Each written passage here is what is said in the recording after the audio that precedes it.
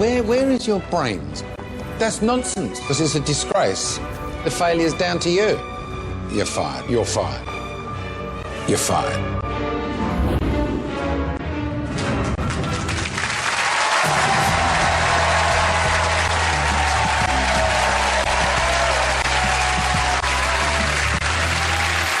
Good evening and welcome to The Apprentice, You're Fired. It's task 2 in Lord Sugar's search for a business partner, and hunting that £250,000 investment, 15 candidates were set a task to create the most popular phone app to hit the global market. I mean, we all use them. My own phone has apps for travel information and for games, and my personal favourite, which is like when you're in a restaurant with friends, imagine, look, you've got two people sitting next to each other, right?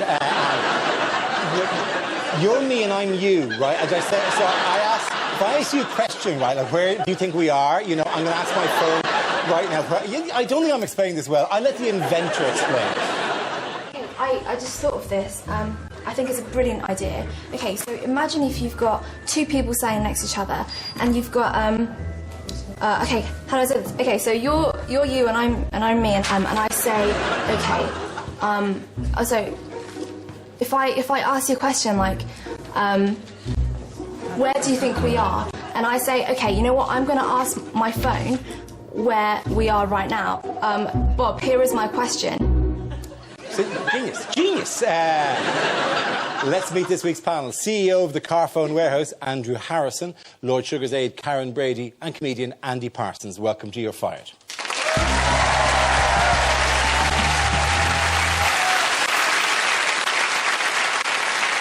Tonight, the task was to design a downloadable app, and for one candidate, it answered the question, what does You're Fired sound like in an East London accent?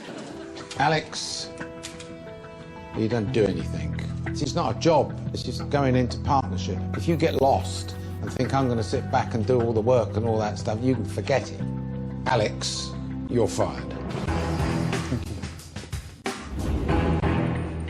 Please welcome Alex Brites Cabral.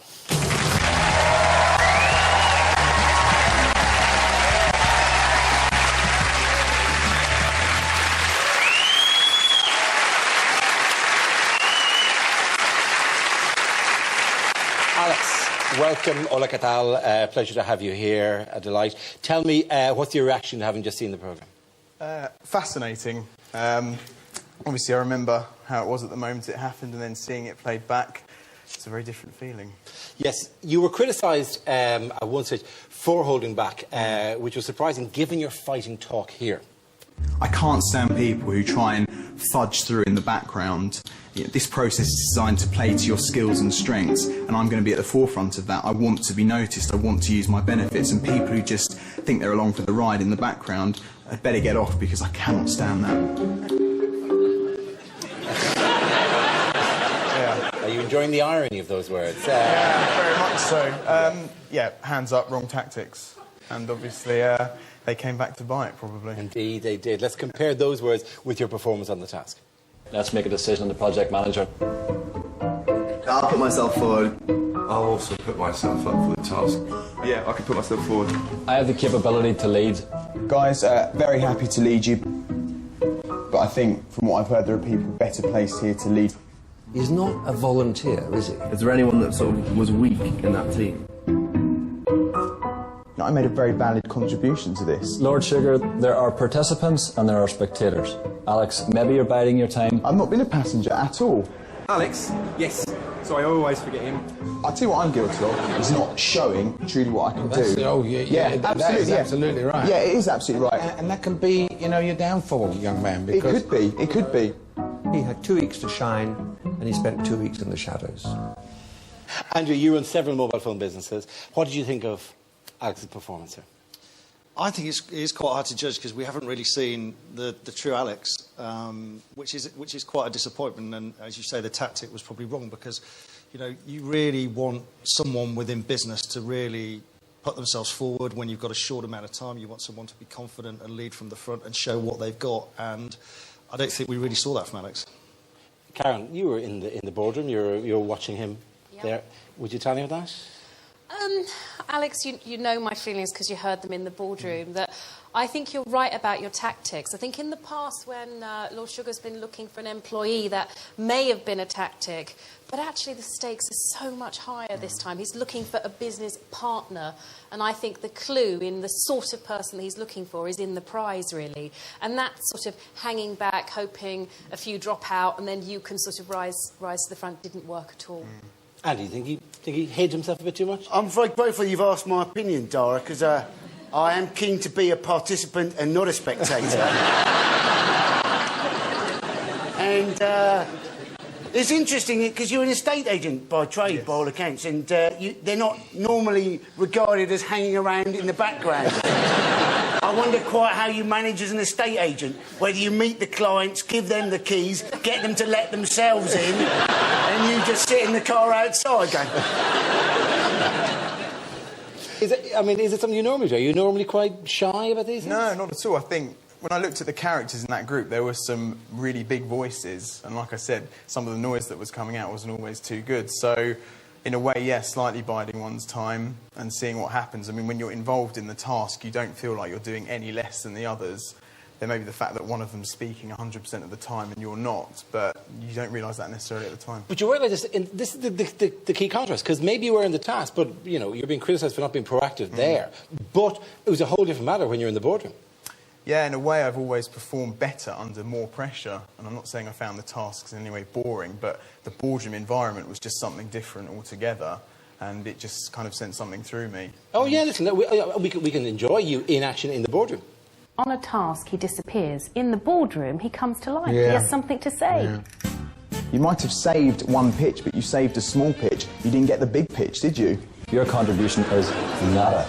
If we just think about this for a second, actually, we've got a worded ad there that wasn't right. Jim, that comes back to you, and we've got the No, pitch it's unanimous. The worded ad, let me clarify. You had the final say on it. You should be fired then. Alex, you barely worked with me. You're going on hearsay. You failed. I'm a valid candidate to be here. Leon is not. I guarantee you're not going to make it to the final. So why all the feist then? Why all the... Well, I mean, there were other people on that task who, if you would like, didn't exactly make their presence felt, and I did feel it was a little bit unfair at that point in that way to be pulled back in because of, you know, how it had gone. Yeah, but you were able to defend your corner. That's the thing. I mean, he was able to defend us in the boardroom. Yeah.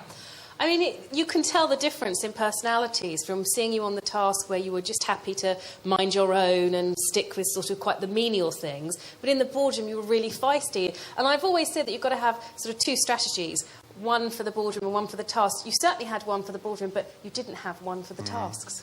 Yes, because we did have the same criticism about you on the first task. Alex, could you tell me what you did? Yeah, absolutely. I can confirm I saw you cleaning and cutting bread. Yeah, you did a lot of cutting bread. And you cut that bread well, my friend. You cut that bread better than we've ever seen it cut. But it wasn't a bread-cutting task. No.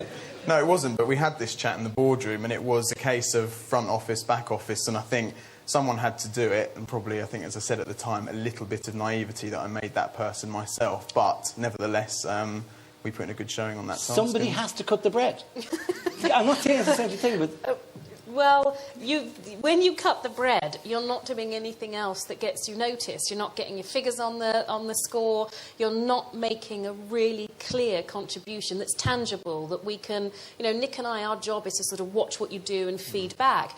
I couldn't feed back anything about you, Alex, other than, yes, you cut bread very well, and you clean up pretty good, too. You do need backroom people as well, just to actually get down, particularly with a huge clash of egos. You do need people to... You do. Muck it. You need all sorts within business to do every little bit of task that is there, and things don't get done without the unsung heroes. I don't think that's what Lord Sugar's looking for. OK. Well, I mean, you know, he did well in the boardroom, and that was, you know, it's a talent in itself. It's not easy in that boardroom, is it? It's always a weird start when Lord Sugar actually comes out to begin with. And you always want to know what is through that frosted door, don't you? It's almost like he's come out of the shower, you know, in his suit.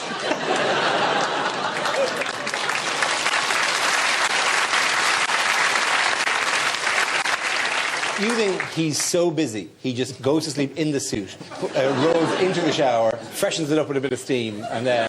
That should have been the application, a shower that works for Lord Sugar. Right. Anyway, OK, let's have a look then. Bring us back to apps. You all thought you had it won. When we win this task,